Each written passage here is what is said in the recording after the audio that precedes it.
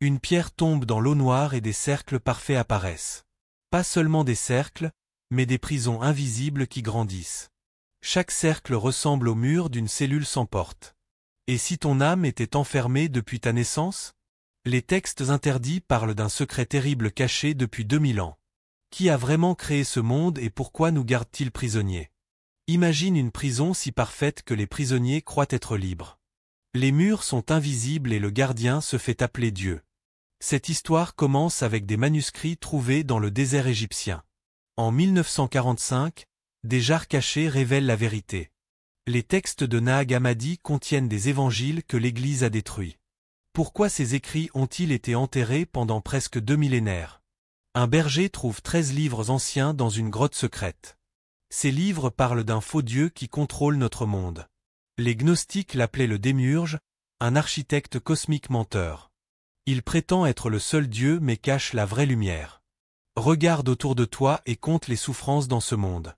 Pourquoi un Dieu d'amour permettrait-il tant de douleurs et de guerres? Les anciens Grecs connaissaient déjà ce secret dangereux. Platon disait que notre corps est un tombeau pour l'âme. L'allégorie de la caverne n'était pas juste une belle histoire philosophique. C'était un avertissement sur la prison invisible qui nous entoure. Les ombres sur le mur sont tout ce que nous voyons. Mais la vraie lumière brille au-delà de cette fausse réalité. Et si Platon essayait de nous montrer la sortie? Les Orphiques suivaient des rituels secrets pour libérer leur âme. Ils croyaient que l'humanité venait des cendres des titans. Zeus a détruit les titans après qu'ils ont dévoré son fils divin. De leurs cendres, les humains sont nés avec une étincelle divine piégée. Cette étincelle veut retourner à la lumière mais le corps la retient. Chaque plaisir, chaque désir est une chaîne déguisée en cadeau. Les Égyptiens avaient le livre des morts pour naviguer après la mort. Ce n'était pas un simple guide funéraire mais une carte d'évasion. Sans cette connaissance, l'âme retourne dans le cycle des renaissances. Tu meurs, tu oublies tout, et tu reviens prisonnier encore. Comment briser ce cycle qui dure depuis le début des temps? L'évangile de Thomas révèle un message différent de Jésus. Il ne parlait pas du paradis après la mort mais du royaume intérieur. Le royaume de Dieu est en toi, pas dans le ciel lointain. Cette version de l'histoire a été cachée et déclarée hérétique.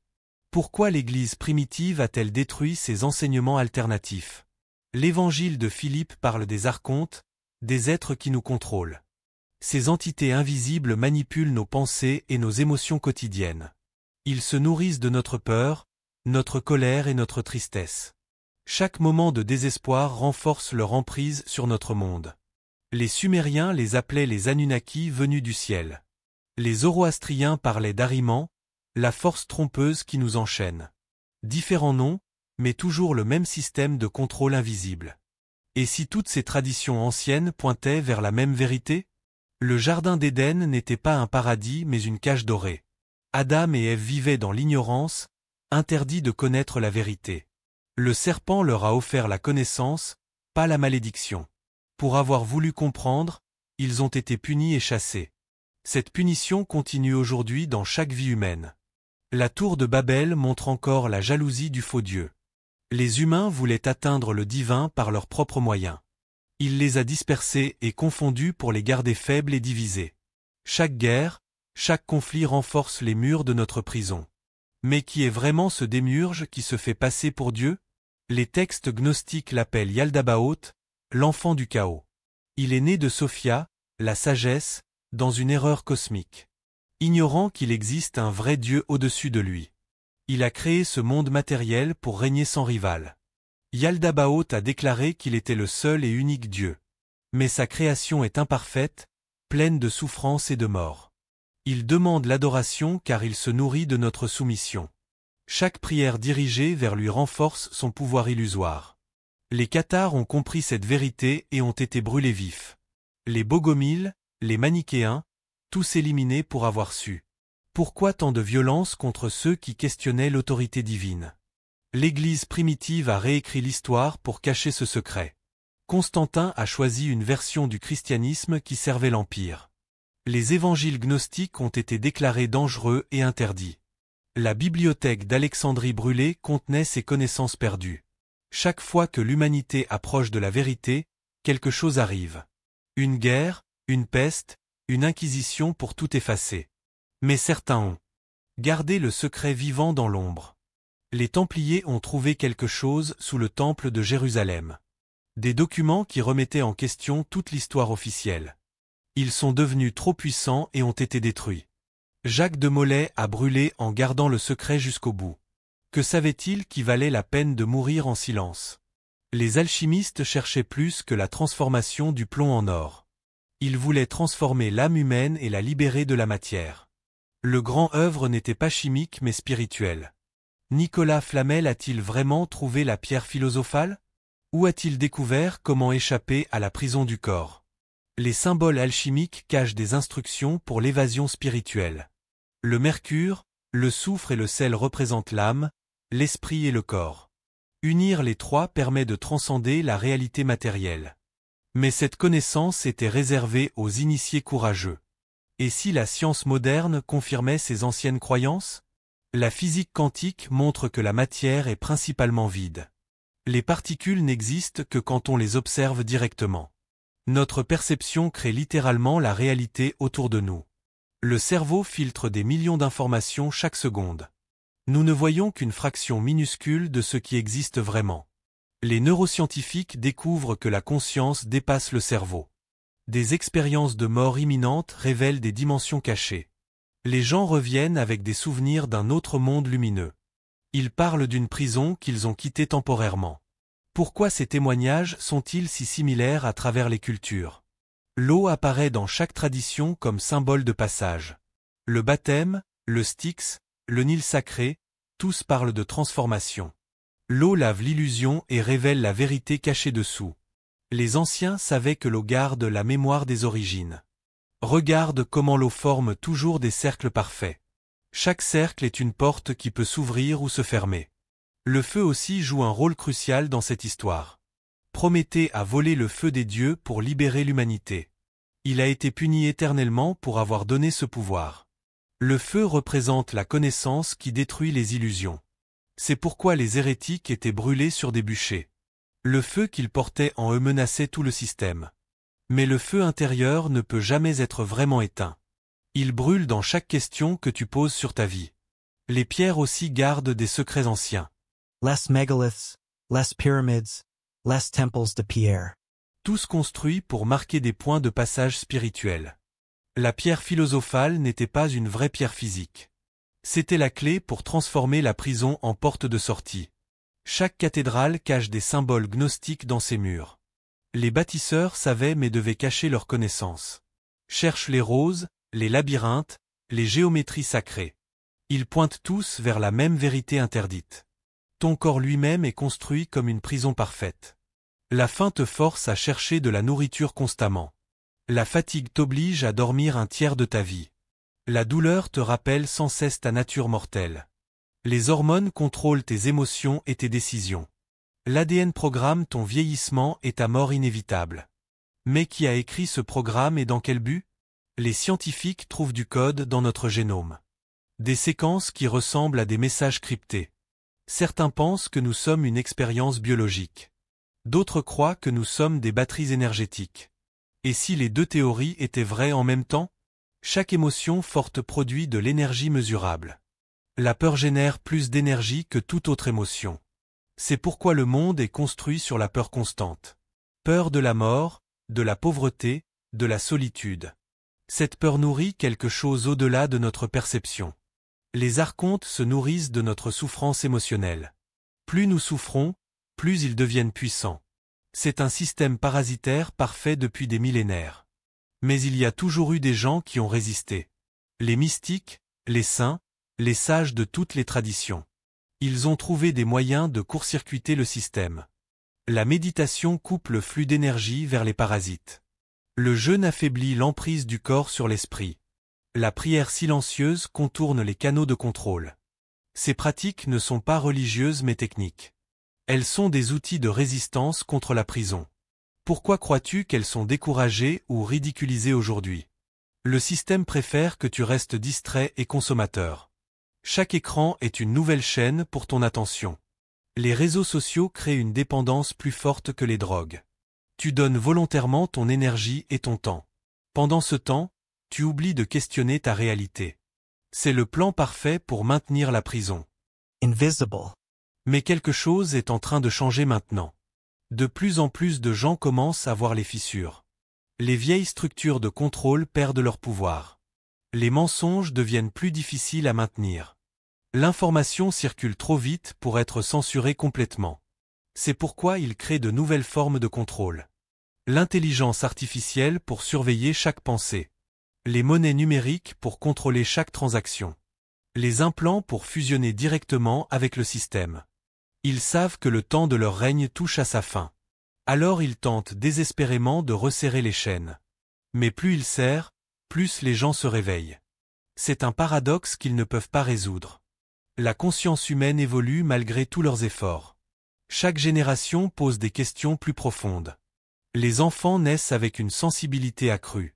Ils voient à travers les mensonges plus facilement. C'est pourquoi le système les cible si jeunes. L'éducation est conçue pour éteindre leur lumière intérieure. Mais certains gardent cette flamme vivante malgré tout. Ils deviennent les porteurs de vérité de leur génération. L'histoire de Sophia est la clé de tout. Elle est la sagesse divine qui a fait une erreur.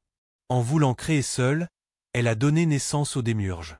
Horrifiée par sa création, elle a caché une étincelle en nous. Cette étincelle est notre connexion au vrai Dieu. C'est ce qui nous fait questionner et chercher la vérité. Le démiurge ne peut pas détruire cette étincelle. Il peut seulement la cacher sous des couches d'illusion. Chaque vie ajoute plus de couches pour l'enterrer. Mais l'étincelle ne meurt jamais, elle attend. Elle attend le moment où tu te souviens de qui tu es. Ce moment peut arriver n'importe quand dans ta vie. Une crise, une perte, une question qui change tout. Soudain, tu vois que rien n'est comme on te l'a dit. C'est le début de ton éveil, ta gnose personnelle. La gnose n'est pas une croyance mais une expérience directe. Tu ne peux pas l'apprendre dans les livres.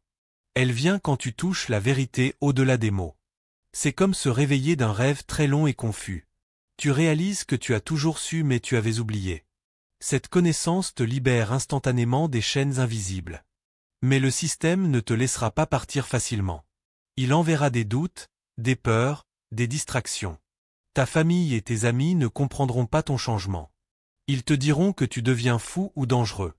C'est le prix de la liberté dans un monde de prisonniers. Mais une fois que tu vois, tu ne peux plus fermer les yeux. L'évangile de vérité parle de l'erreur qui gouverne le monde. Cette erreur n'est pas un accident mais un système. Elle se nourrit de l'ignorance et de la peur humaine. Quand la vérité apparaît, l'erreur attaque violemment. C'est pourquoi les porteurs de vérité sont toujours persécutés. Jésus n'a pas été tué pour nos mauvais choix. Il a été éliminé parce qu'il révélait la prison. Son message original était de nous montrer la sortie. Mais ce message a été tordu en religion de soumission. Au lieu de libération, on nous vend le salut conditionnel. Tu dois obéir, croire, te soumettre pour être sauvé. Mais sauvé de quoi si ce monde est la prison? La vraie question est comment échapper maintenant, pas après la mort. Les Esséniens vivaient en communauté pour pratiquer la libération. Ils gardaient des manuscrits secrets dans des grottes. Les manuscrits de la mer morte révèlent leur connaissance. Ils savaient que la fin des temps n'était pas destruction. C'était la fin de l'illusion, le réveil collectif. Ils préparaient ce moment depuis des générations. Leur rituel de purification n'était pas symbolique. Ils nettoyaient littéralement leur perception de la réalité. L'eau, le jeûne, la méditation ouvraient leur sens spirituel. Ils pouvaient voir au-delà du voile de la matière. Cette vision leur montrait la structure de la prison. Mais aussi les failles dans le système de contrôle. Chaque faille est une opportunité d'évasion. Les synchronicités sont des fissures dans la matrice. Quand des coïncidences impossibles arrivent, fais attention. C'est le vrai monde qui essaie de te contacter. Les rêves aussi sont des fenêtres vers l'extérieur. Le démiurge ne contrôle pas complètement ton sommeil. C'est pourquoi les rêves sont si étranges et symboliques. Ils utilisent un langage que la prison ne comprend pas. Apprends ce langage et tu recevras des instructions. Mais sois prudent, les archontes infiltrent aussi les rêves. Les cauchemars sont leur tentative de te garder dans la peur. La musique peut aussi être une clé de libération. Certaines fréquences résonnent avec l'étincelle divine. Les chants grégoriens, les mantras, les harmoniques sacrées. Il crée des vibrations qui dissolvent les illusions. C'est pourquoi la musique commerciale est si différente. Elle est conçue pour abaisser ta fréquence vibratoire. Elle te garde dans les émotions basses et primitives. Mais la vraie musique peut élever ton âme. Les pythagoriciens connaissaient les mathématiques de la libération. Ils ont découvert que l'univers est construit sur des nombres. Pas des nombres ordinaires mais des rapports sacrés. Le nombre d'or apparaît partout dans la nature. C'est la signature du vrai créateur, pas du démiurge. Le démiurge ne peut qu'imiter, jamais vraiment créer. Ses créations sont toujours imparfaites et temporaires. Regarde comment tout dans ce monde se dégrade. L'entropie est la preuve que ce monde est artificiel. Dans le vrai monde, rien ne meurt vraiment. La mort est une invention du démiurge pour nous recycler. Chaque mort est une réinitialisation de la prison. Tu perds tes souvenirs et recommences à zéro. C'est le système parfait pour maintenir le contrôle éternel. Mais certains se souviennent entre les vies. Les enfants qui parlent de vie passée voient la vérité. Avant que le système ne les reprogramme complètement. C'est pourquoi ces souvenirs disparaissent vers 7 ans. L'âge de raison est l'âge où la prison se referme. L'innocence perdue n'est pas morale mais perceptuelle. Les enfants voient naturellement au-delà du voile. Les amis imaginaires ne sont peut-être pas si imaginaires. Et si les enfants voyaient ce que nous avons appris à ignorer? Le système éducatif est conçu pour fermer ces perceptions. On leur apprend que seul le matériel est réel. L'imagination est découragée au profit de la mémorisation. Ils deviennent des prisonniers parfaits sans le savoir. Mais l'étincelle divine ne peut jamais être complètement éteinte. Elle trouve toujours un moyen de se manifester. Dans l'art, la créativité, les moments de pure joie. Ces moments sont des rappels de notre vraie nature. Le démiurge déteste la vraie créativité humaine. C'est pourquoi l'art est commercialisé et contrôlé. Les vrais artistes sont marginalisés ou détruits. Leur vision menace l'ordre établi de la prison. Van Gogh voyait les énergies que nous ne voyons plus. Tesla comprenait les fréquences de la libération. Ils ont été ridiculisés et leurs découvertes cachées.